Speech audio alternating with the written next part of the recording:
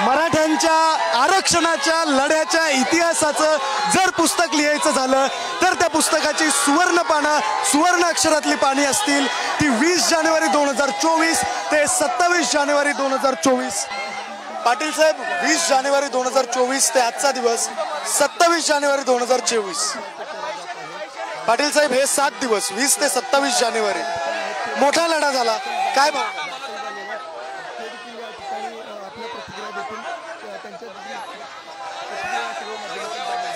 पाटील साहेब, 20 जानेवारी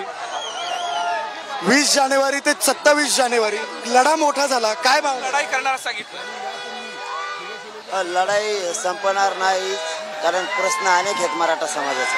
पण मराठा आरक्षणाच्या आता पूर्ण संपली, मराठा आरक्षणाची लढाई पूर्ण संपली.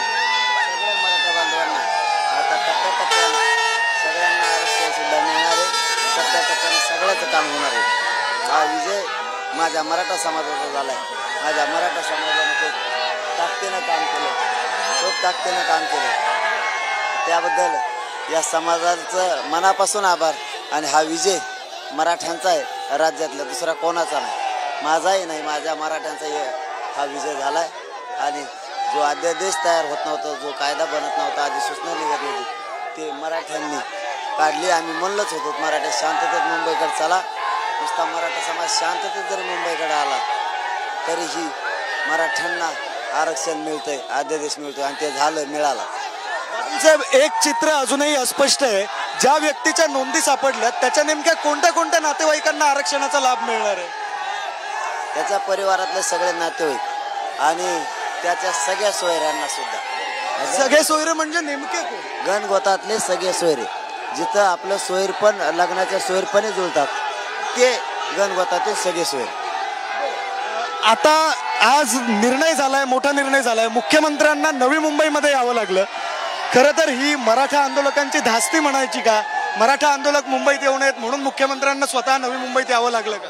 नाही, तसं मला नाही म्हणता येणार, परंतु ते उपोषण सोडायला आले आणि ते अध्यादेश घेऊन आले.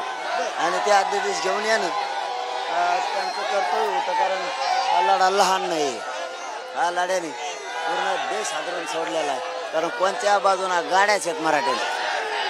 पाटील साहेब, हा मोठा प्रतिसाद मिळतोय खरं आहे, पण आता इथून पुढची वाटचाल नेमकी काय असणार आहे तुमची? आता इथून थेट आंतरवालीला जाणार आहात? हो, आंतरवालीला. बरं, आता आपण पाहू शकतोय की मनोज जरांगे पाटील यांची लोकप्रियता आपण बघू शकतो. एवढी प्रचंड लोकप्रियता मनोज जरांगे पाटील यांची आहे. हा जनसमुदाय आपण बघू शकतोय, एवढा मोठा जनसमुदाय मनोज जरांगे पाटील यांची एक झलक पाहण्यासाठी, त्यांच्याकडून एकदा नमस्कार पाहण्यासाठी म्हणून एवढा मोठा जनसमुदाय. पाटील साहेब, आज मुख्यमंत्र्यांनी ज्यावेळी भाषण केलं त्यावेळी त्यांनी असं म्हटलं की मनोज जरांगे पाटील म्हणजे शेतकऱ्यांचं सरकार आहे, मनोज जरांगे पाटील म्हणजे कष्टकऱ्यांचं सरकार आहे, मनोज जरांगे पाटील हे सर्वसामान्यांचं सरकार आहे. काय असेल पुढची वाटचाल? राजकीय वाटचाल करणार आहात की लढा सुरूच राहणार? सामाजिक राजकीय नाही, परंतु समाजासाठी शेवटच्या श्वासापर्यंत लढत राहणार सुद्धा. भविष्यातले सामाजिक मुद्दे कोणते असतील पाटील साहेब? कोणत्या सामाजिक मुद्दे? म्हणजे मुस्लिमांचं आरक्षण असेल ते मुद्दे आहेत, त्या व्यतिरिक्त शेतकरी असतील. प्रचंड मोठा प्रतिसाद जो आहे तो मनोज जरांगे पाटलांना पाहायला मिळतो. आपण बातचीत करतोय. पाटील साहेब, मुस्लिम आरक्षण असेल त्या संदर्भात तुम्ही लढणार आहात, त्या व्यतिरिक्त कोणते मुद्दे असतील? कोणत्या मुद्द्यांसाठी पाटील साहेब लढणार आहेत ते आता आपल्याला सांगतील. खरं तर आपण पाहतोय मोठा जनसमुदाय जो आहे तो इथे जमलेला आहे. लोक गाडीच्या समोरून हटायला तयार नाही आहेत. त्याच्यामुळे मनोज जरांगे पाटील यांची लोकप्रियता आपण पाहतोय. पाटील साहेब, आरक्षणाचे मुद्दे तुम्ही हातात घेणारच आहात. मुस्लिम आरक्षण असेल किंवा 12 बलुतेदार यांचं आरक्षण असेल, या सगळ्या आरक्षणाचे मुद्दे मनोज जरांगे पाटील हातात घेणार आहेत. मुस्लिम आरक्षण, 12 बलुतेदारांचं आरक्षण हे मुद्दे तुम्ही हातात घेणार आहात. त्या व्यतिरिक्त काय मुद्दे असतील? शेतकरी आहेत, युवा बेरोजगार. आता आंतरवाली गेलं का सगळं आम्ही पुढचं तुम्हाला स्ट्रक्चर सांगतो. विजयी दौऱ्याचं कसं? विजयी दौरा केव्हा निघणार, कुठून निघणार? आता सगळं आंतरवाली गेलं ठरवलं. पाटील साहेब, एक शेवटचा प्रश्न. आता आज तुमच्याकडे समाज आस लावून बसलेला आहे, तुमच्यापर्यंत पोहोचायचं कसं? आज तुमची प्रतिक्रिया मिळवण्यासाठी आम्ही सुद्धा खूप धडपडतोय, तेव्हा प्रतिक्रिया मिळते.